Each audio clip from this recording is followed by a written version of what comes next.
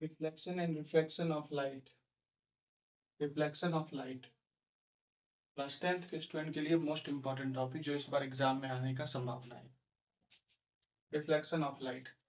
Refraction refer to light refers reflection of light refers to phenomenon where light bounces off a surface. ठीक है, reflection जो है refers to phenomenon, वैसी घटना है जिसमें लाइट जो है वो बाउंस ऑफ करता है किसी सरफेस के ऊपर। ठीक है, अब इसे हम लोग ठीक से समझते हैं। This is the surface. ठीक है, ये एक मिरर का सरफेस हो गया। इस पे क्या हुआ, ये जो लाइट आ रहा है इसे हम लोग कहते हैं इंसिडेंट रे। इस लाइट रे को हम लोग इंसिडेंट रे कहते हैं। आकर के टकराया, टकरा के ये वापस चला गया, इसको रिफ्लेक्टेड रे कहते हैं।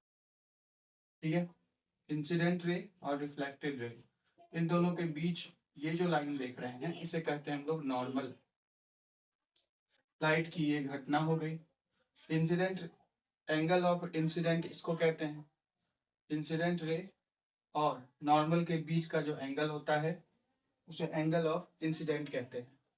और नॉर्मल और रिफ्लेक्टेड रे के बीच का जो एंगल होता है उसे एंगल ऑफ रिफ्लेक्शन कहते हैं। ठीक है, तो ये हो गया आपका reflection of light. Reflection of light में लॉ ऑफ रिफ्लेक्शन भी होता है। लॉ ऑफ रिफ्लेक्शन देखिए क्या होता है, angle of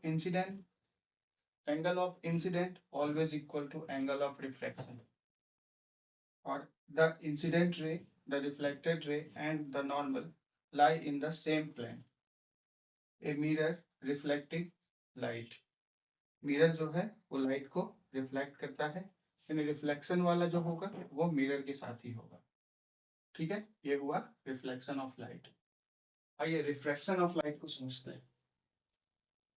Refraction of light. Refraction of light is a bending of light as it passes from one medium to another with a different optical density.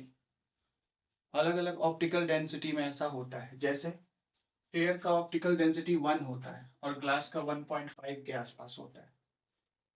ये देखिए, incident ray आया, टकराया, टकराने के बाद यहाँ से ये रिफ्रैक्ट कर दिया, यानी कि ये एक ट्रांसपेरेंट मीडियम हो गया। तो एयर से जब ग्लास में जाएगा यहाँ से ये नॉर्मल की तरफ मुड़ेगा, नॉर्मल की तरफ। तो इंसिडेंट रे, रिफ्रैक्टेड रे, इंसिडेंट रे और नॉर्मल इन दोनों के बीच जो एंगल बनेगा उसे एंगल ऑफ इंसिडेंस कहते हैं, और नॉर्मल और रिफ्रैक्टेड रे के बीच जो एंगल बनेगा उसको एंगल ऑफ रिफ्रैक्शन कहते हैं। इसे कहते हैं हम लोग रेयरर मीडियम, इसे कहते हैं डेंसर मीडियम।